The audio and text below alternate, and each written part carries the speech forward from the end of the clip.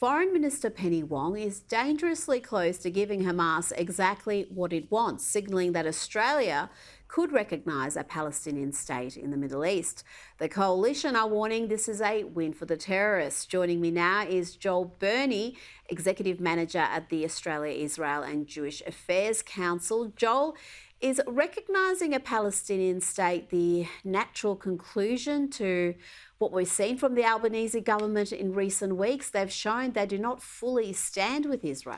Thanks for having me, Rita. Well, let's just say it's been a very tough week and a half for the bilateral relationship between Australia and Israel.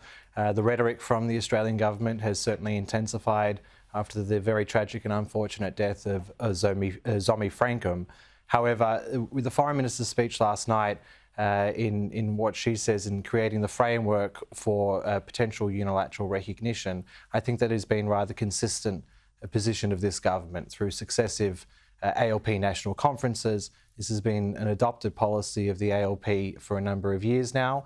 And even though there has been, I guess, a hesitation for the parliamentary caucus of the ALP to approve such unilateral recognition, which importantly the Jewish community and the Israeli pro-Israel community is against for many simple reasons. One of those reasons surely is what would that look like? Who would be in charge of a Palestinian state? Because if there were elections today, it would probably be Hamas, if the latest polling is to be believed. And that's critically important. So, you know, the government is trying to make a differentiation between Hamas and more moderate forces inside a Palestinian political society. I would make the very strong argument that the distinction between the two is very, very grey.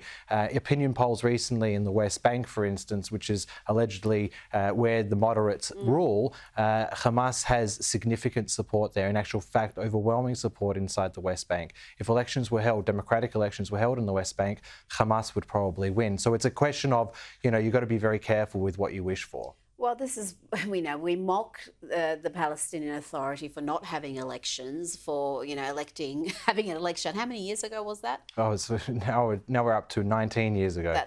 But one of the reasons they don't is because probably Hamas would win and win quite comfortably, and we would have another Gaza on our hands. Now, as Penny Wong said, it's not just Australia considering this option, but the international community. The US has been pushing for Israel to pursue peace for some time now, and now Senator Elizabeth Warren is out there insisting Israel is guilty of genocide.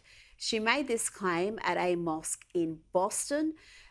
What do you make of this? Because the Democrats have got all sorts of reasons why they are doing a U-turn on this issue. The Biden administration in the early days was a very strong ally after October 7, but we've seen them wavering, and the reasons for that are quite transparent.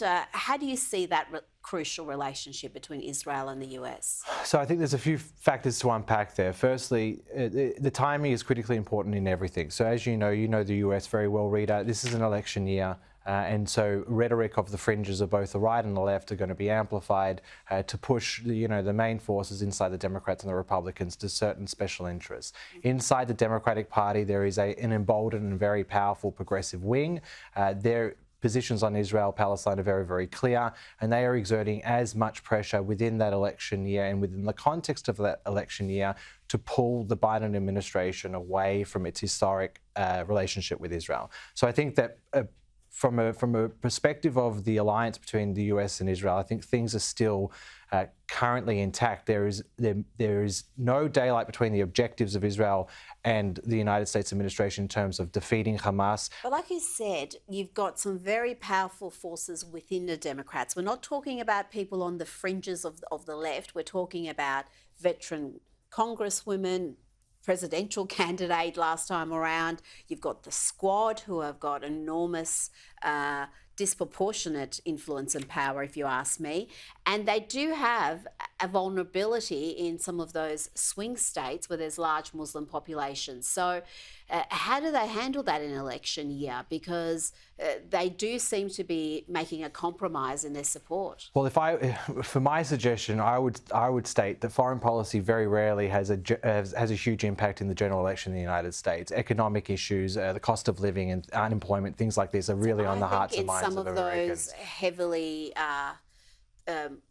Somalian areas, for example, where there was a recent election, those foreign issues are playing a big factor. There's no doubt about that, but it comes down to leadership. If the United States decides to abandon Israel in its time of need right now, what type of message does that send to the Ukrainians, for instance? What type of message does it send to the American Arab allies in the region that are also facing the forces of the Iranian octopus, which is crucially causing a lot of mischief, not just in Israel, but throughout the whole region? So the consequences of America's departure from Israel is much broader than just the bilateral relationship between the United States and Israel. So I think that, and my hope is that the stronger and the more leadership-centric policies of the Biden administration will prevail over those very loud and dominant progressive elements of the Democratic Party.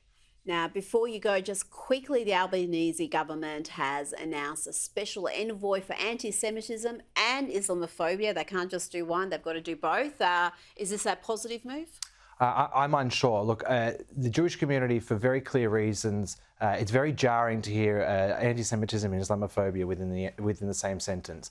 We make the very clear position that the uptick in anti-Semitism has been the worst in Australia since the end of the Second World War, and we would expect that due to such a difficult time for Jewish people, that we would be able to at least have a discussion about our difficulties without bringing in other prejudices of other minorities, who some of those minorities happen to be perpetrators of anti-Semitism, as we know from the arrests. Yes. So I'd like to make the clear point that even though Islamophobia is a real thing, it is different from anti-Semitism in multiple ways, not just within the volume and within the quantity, but also in its nefarious, destabilising aspects and elements into the social cohesion of Australia. So whether or not it's a good thing or not, I would hope that the government does not use the appointment of such a person to again conflate anti-Semitism with Islamophobia, because that would be a problem. But I would like it to have some type of practical outcome that protects the not just Jewish